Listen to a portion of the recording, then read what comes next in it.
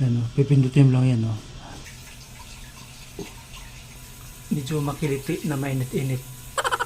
Parang may naghuhugas.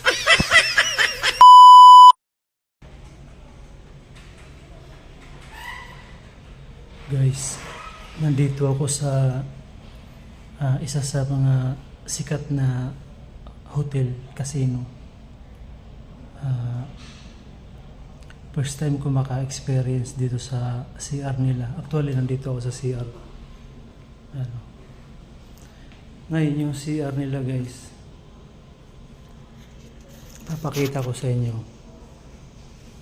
Paglalapit ka pala dyan sa may pinto, yan dyan, sa mga pinto na yan. Bubukas na yung inodoro nila. Kasi nakasarado yun eh. So, tingnan natin, subukan natin. Papakita ko sa inyo ha, hanggang gaano ka high-tech.